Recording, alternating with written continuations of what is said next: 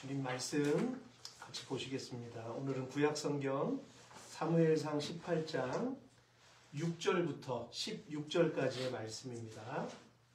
사무엘상 18장 6절부터 16절까지의 말씀 함께 제가 한 절 여러분 한 절 교독하겠습니다.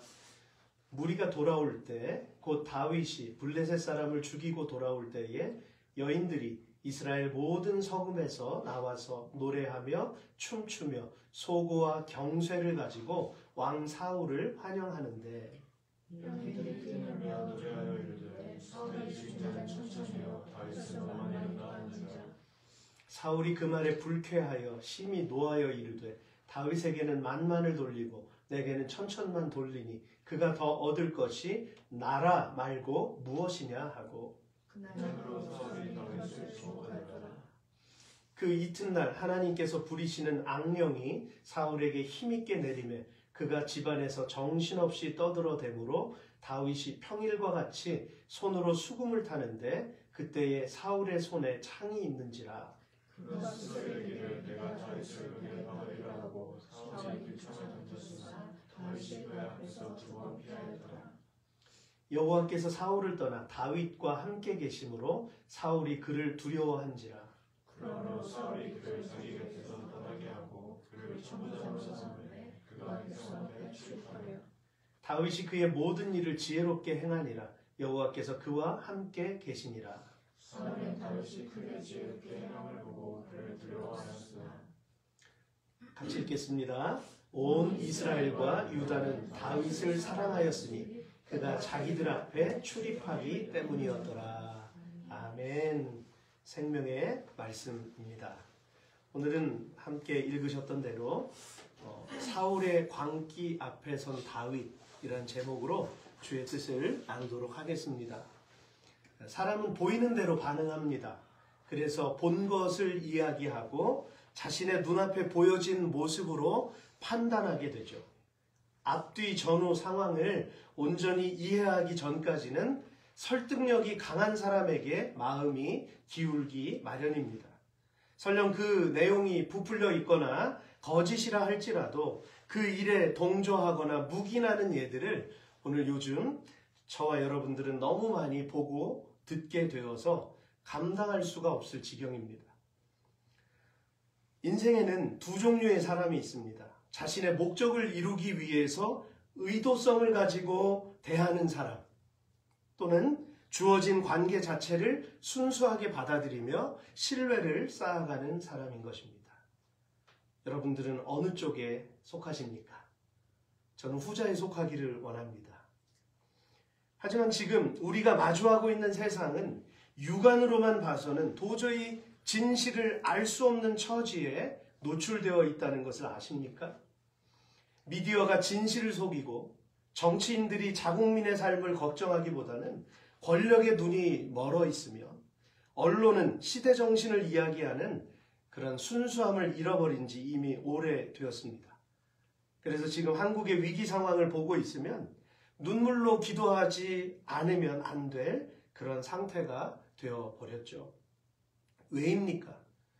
모두가 신뢰하고 믿어야 될 위치에 서 있는 사람들이 오히려 더욱더 많은 불법을 행하고 나라의 근간을 흔들려는 그런 시도들을 하고 있기 때문입니다. 여러분, 상처가 생기면 저도 여기 주중에 상처가 좀 나가지고 굉장히 아리를 했는데 세균이 들어가요. 그래서 이게 곪게 되고 곪으면 이것을 다 짜내고 항생제를 바르고 그다음에 밴디지로 붙여서 빨리 이걸 차단을 해야 되지 않습니까? 근데 이것을 그냥 놔두면 어떻게 됩니까?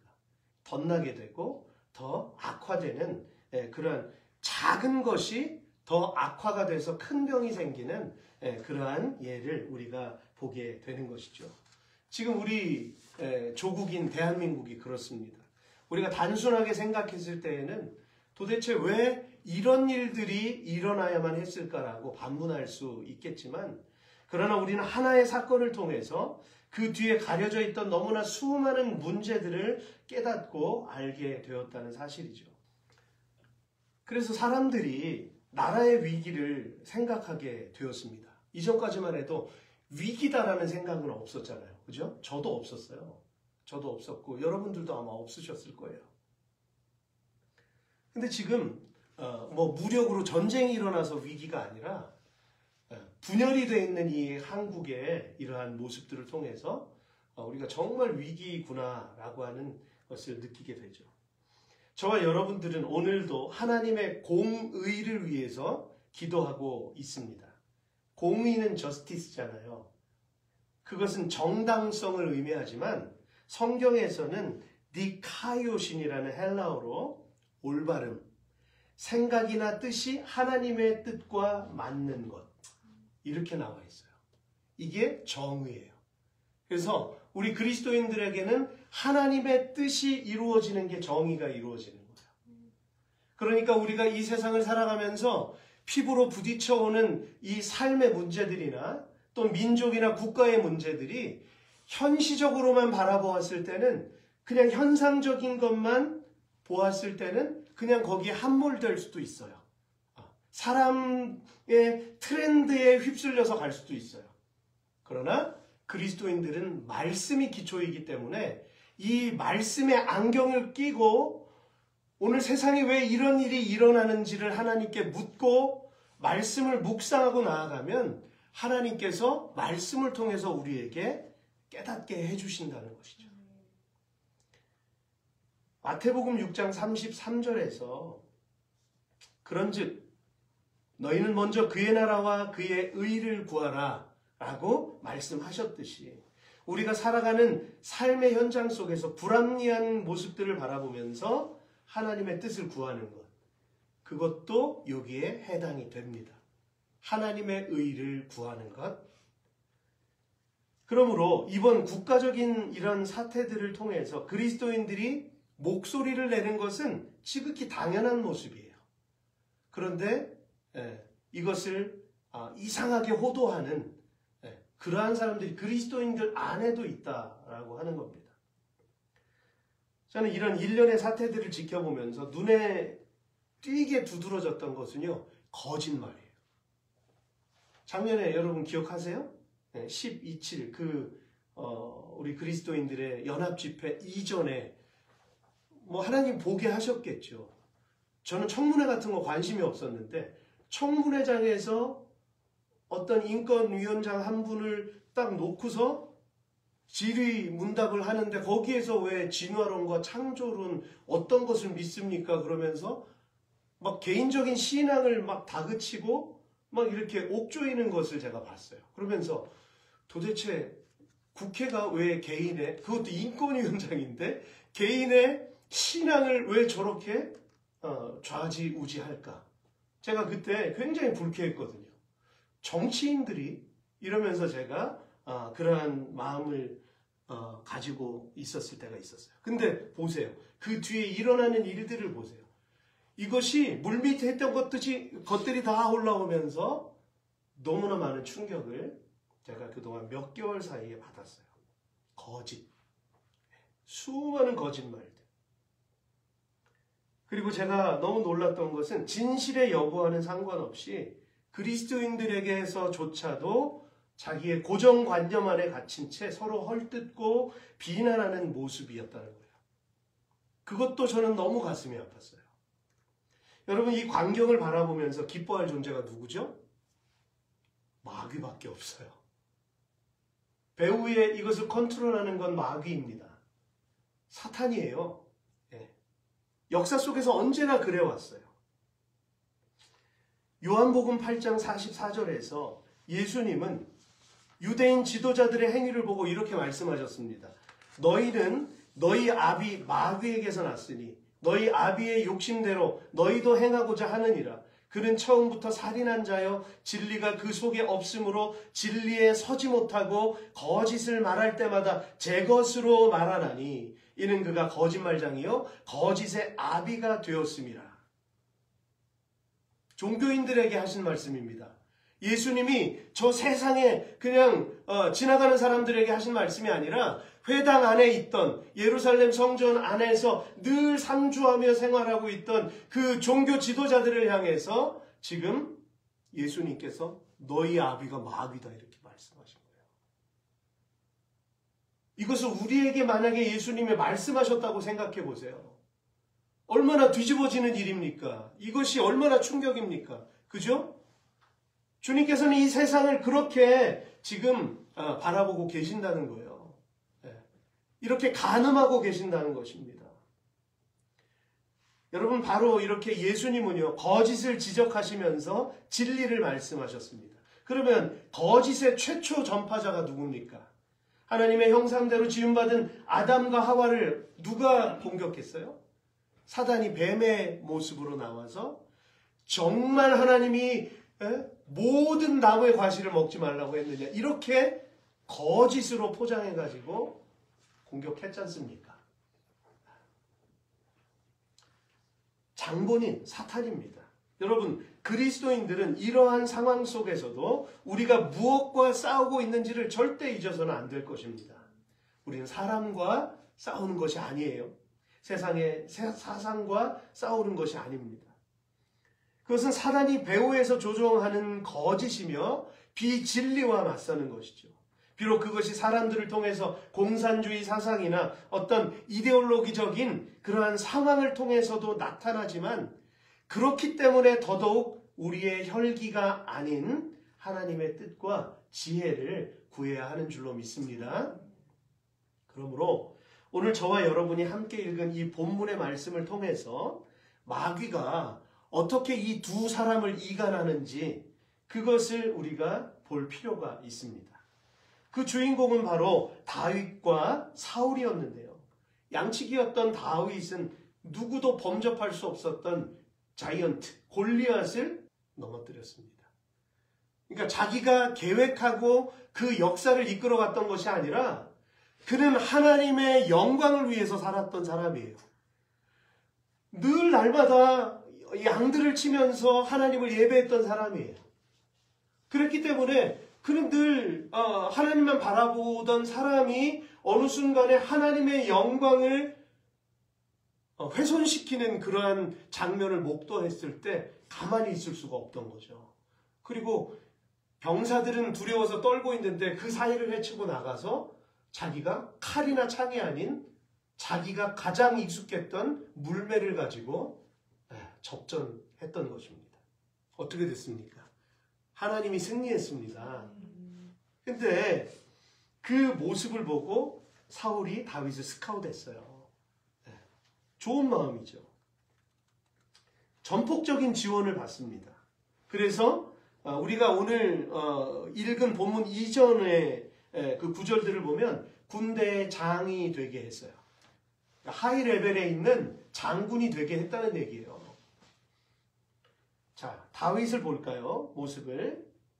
다윗은 사울이 보내는 곳마다 가서 지혜롭게 행하며 사울이 그를 군대의 장으로 삼았더니 온 백성이 합당히 여겼고 사울의 신하들도 합당히 여겼더라. 아멘.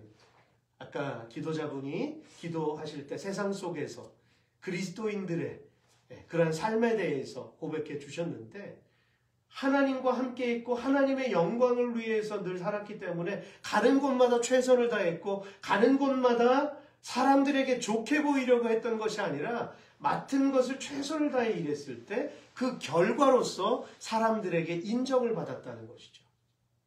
여러분, 다윗이 이토록 최선을 다해 지혜롭게 일처리를 행할 수 있었던 원동력, 그것은 여호와 하나님의 영광을 위해서 살았기 때문입니다. 아멘. 네. 그가 골리앗과 싸웠던 이유도 똑같아요. 하나님의 이름을 욕되게 하는 모습을 보았기 때문입니다. 자, 물맷돌을 들고 나아가면서 그는 어떻게 외쳤습니까? 너는 칼과 창과 단창으로 내게 나아오거니와 나는 만군의 여호와의 이름 곧 내가 모욕하는 이스라엘 군대의 하나님의 이름으로 내게 나아가노라. 아멘. 싸움의 동기가 뭡니까? 하나님의 영광이에요. 이스라엘을 위해서가 아니라, 사울을 도와주기 위해서가 아니라 하나님의 이름이 훼손된 것 때문에 그가 목자의 모습에서 분연히 일어서게 되었던 것입니다. 그러므로 누구보다 진실했고 욕심이 없었던 그에게 시련이 찾아옵니다. 다름 아니라 사울을 통해서. 가장 가까운 사람, 자기에게 호의를 베풀었던 사람, 자기에게 기회를 주었던 사람에게 그 사람으로부터 시련이 찾아오는 것이죠. 이번에도 그는 블레셋 군대와 승전을 벌이고 돌아왔는데요. 군대를 맞이하는 여인들이 소고와 경쇠를 치면서 이렇게 노래합니다. 여인들이 뛰놀며 노래하여 이르되 사울이 죽인 자는 천천히요 다윗은 만만이라 한지라. 얼마나 기뻤겠습니까? 그들을 시원하게 격퇴했잖아요. 블레셋은 대대로 수많은 세월 동안 이스라엘을 괴롭힌 민족이에요. 근데 이 소년 다윗이 나가서 그들을 이렇게 시원하게 격퇴했으니까 칭송받아 마땅하죠. 그런데 하필 이 노랫소리를 누가 듣습니까? 사울이 듣습니다. 안타까운 것은 왕이 그들의 기쁨을 이해하고 그저 왕의 어떤 그 모습으로 호탕하게 넘길 수 있었어요.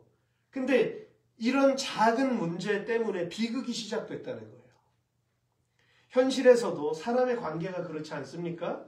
아무리 좋았던 사이라 할지라도 한번 섭섭함이 생기게 되면 나중에 오해가 싹트게 되고요. 어느 순간부터는 불편해지는 그런 모습들을 얼마든지 볼 수 있죠. 그러므로 믿음의 공동체 안에서는 서로가 서로를 바라볼 때 긍휼한 마음을 품고 바라볼 수 있는 그런 은혜가 필요합니다. 교회라고 해도 가까워지면 자연스럽게 말을 놓게 돼요. 여러분, 말은 항상 교회 안에서는 예절이 있어야 돼요. 근데 세상의 어떤 모임과 교회 모임이 똑같아지는 이유가 뭐예요? 편하게 지내자. 언니라고 해. 내가 나이 조금 더 많네. 언니. 막 집에도 막 왔다 갔다 하고 막 같이 음식 먹고 같이 쇼핑하고 막 이렇게 하다 보면 어떻게 되죠? 나중에 굉장히 친해져요. 근데 한번 싸우게 되잖아요. 저는 몇 번 봤어요. 그러니까 이런 말씀 드리는 거예요. 어떻게 됩니까? 교회가 여기밖에 없어? 그리고 갈라지는 거예요. 그럼 하나님께 영광이 될까요? 안 되죠. 특히 이민 사회는 그렇습니다. 그렇기 때문에 이 언어가 너무 중요해요. 서로를 존중해주는 언어, 서로를 인정해주는 언어. 아니, 세상에서도 인정받지 못하는데 교회에서도 인정받지 못한다고 생각해 보세요. 세상에서 직장 다니면서 너무 힘들었는데, 비즈니스에서 너무 힘들고 고통스러웠는데 교회에 와서도 누군가 나를 받아시키고 그런다면 교회에서 예배드릴 맛이 나겠습니까? 그러니까 서로가 존중할 수 있는 그런 언어들 중요합니다. 나중에 서로의 연약함까지도 바라보게 되죠. 그런데 자칫 사소한 문제 때문에 원수가 될 수 있다는 것입니다. 그러므로 항상 우리에게는 따라서 합시다. 그리스도 안에서라고 하는 전치사 구가 필요합니다.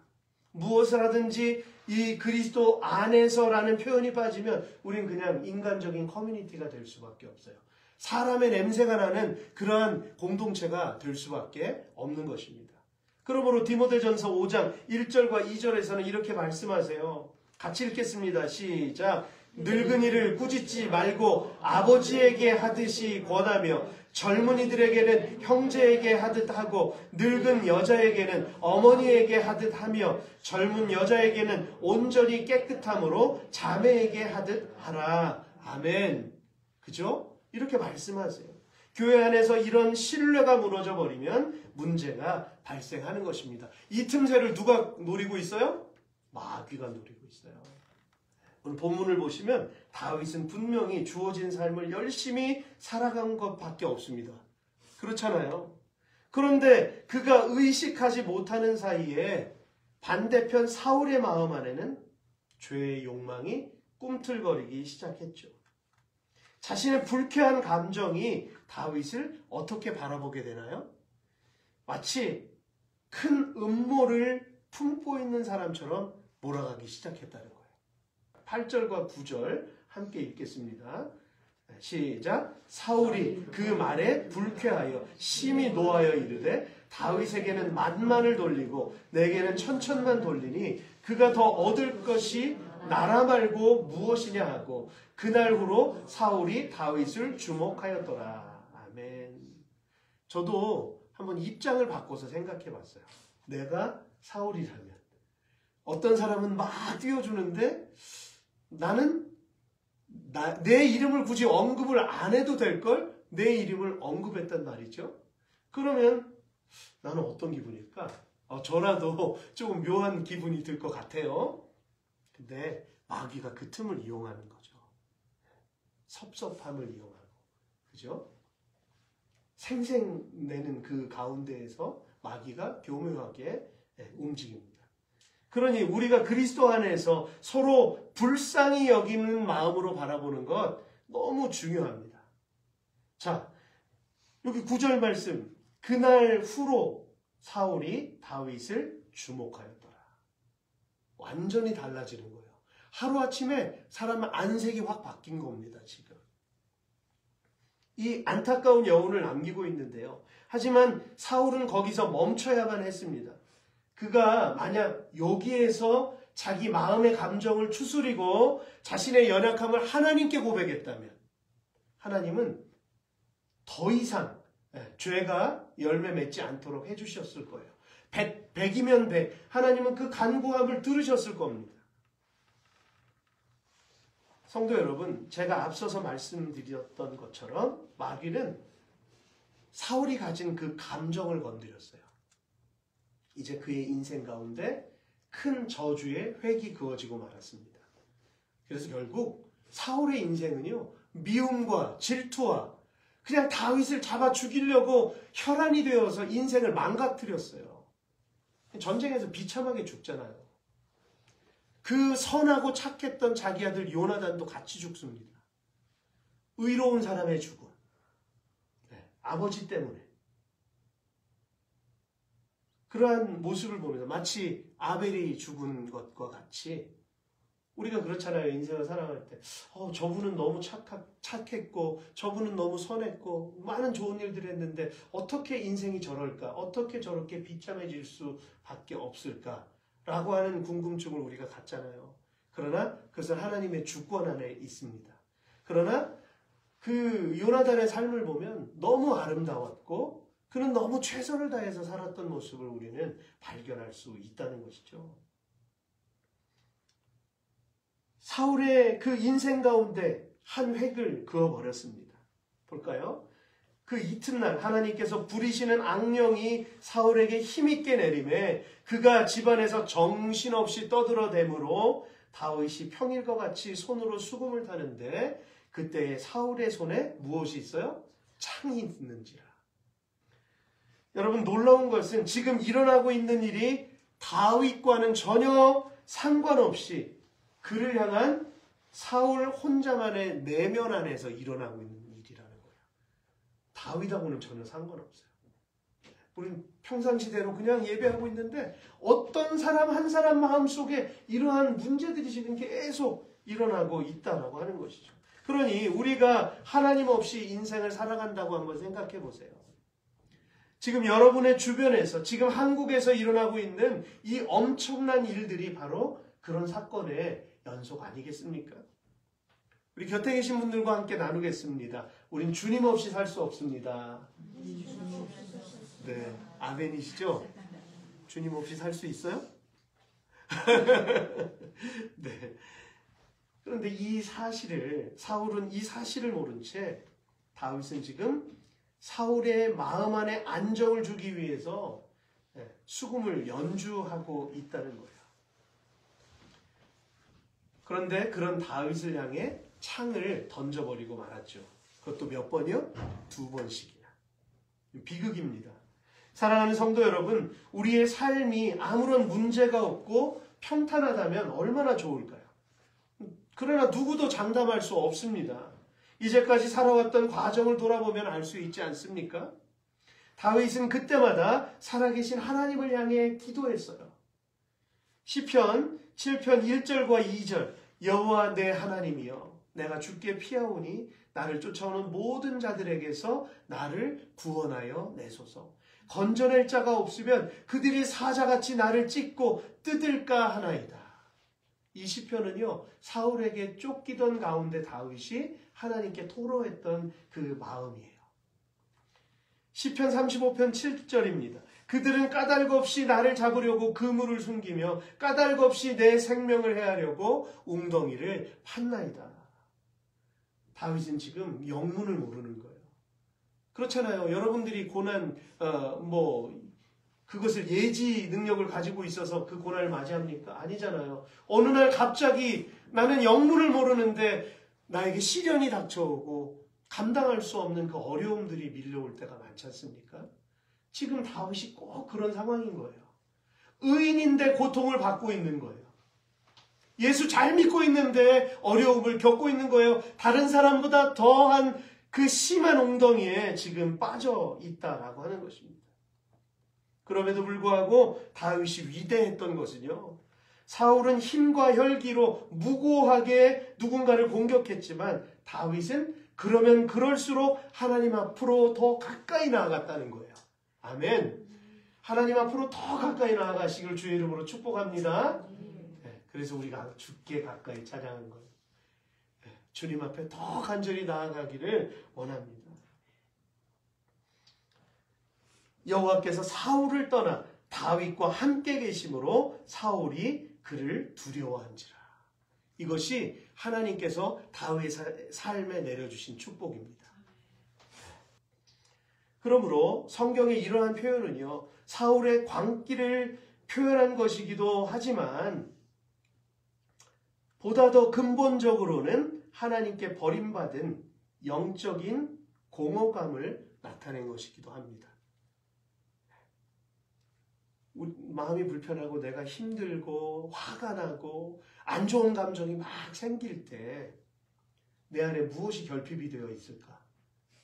내가 하나님께서 주시는 말씀이 제대로 내 안에서, 내 영혼 안에서 운동하고 있는가 돌아보게 될 때 여러분 진단을 할 수가 있게 되죠.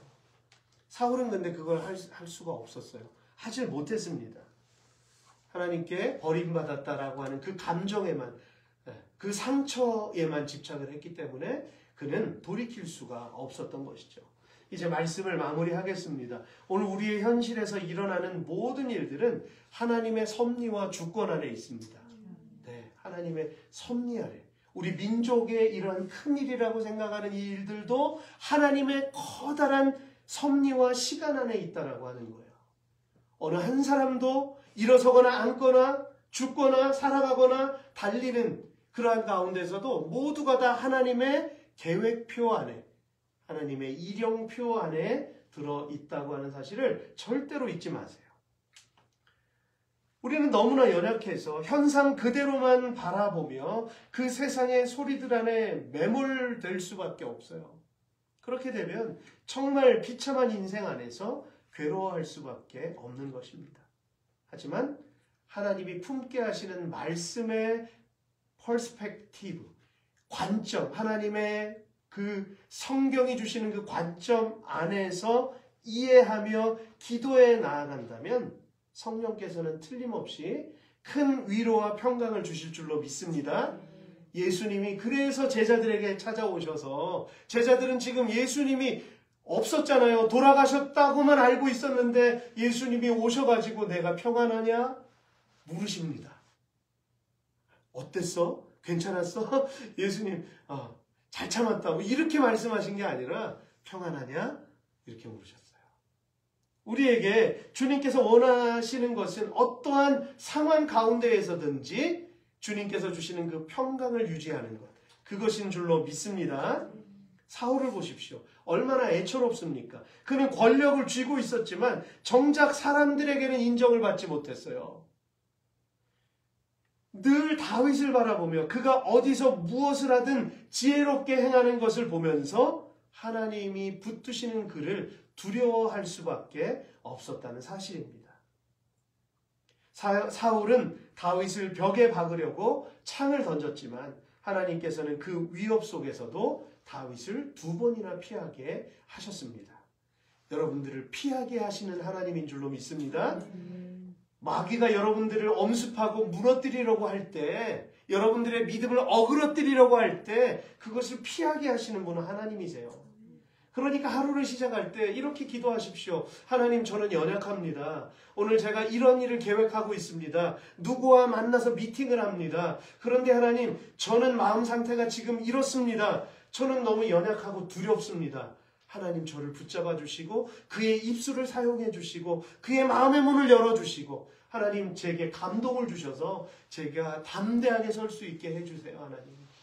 그렇게 하나님 앞에 기도하면서 그 하루를 견뎌나가는 겁니다. 살아가는 겁니다. 그럴 때 하나님 피하게 해주세요. 동기가 악한 일들은 절대 뜻대로 되지 않습니다. 다윗이 우리에게 그 모범을 보였지 않습니까? 다윗을 보세요. 사울에 대한 미움이나 적의가 없었기 때문에, 어떤 악한 동기가 없었기 때문에 그는 본인의 삶에 자유할 수가 있었던 거예요. 집중할 수가 있었던 거예요. 근데 마음이 악한 동기로 불편한 사람들은 아무리 환경이 좋아도 일이 손에 잡히지 않습니다. 그렇지 않나요? 네. 그것이 사울과 다윗의 차이점이었던 거죠. 다윗은 하나님을 사랑했습니다. 그러니까 오늘 우리 마지막 16절 여러분 보시면은요. 온 이스라엘과 유다는 다윗을 사랑하였으니 그가 자기들 앞에 출입하였기 때문이라. 출입했다는 것은 이 릴레이션십이 좋았다는 거예요.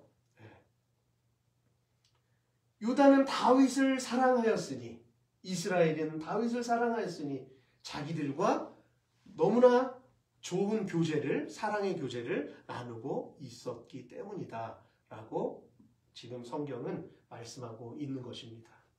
그래서 오늘 저와 여러분들이 이 다윗이 하나님을 사랑하고 이웃을 사랑했다는 것은 곧 계명을 그는 지켰다라고 하는 거죠. 주님께서 우리에게 주신 그 완전하신 그 사랑, 우리가 예수 그리스도의 그 십자가의 모범을 우리가 오늘도 묵상하고 저와 여러분들도 그렇게 사랑하고 그렇게 살아갈 수 있기를 주의 이름으로 축복합니다.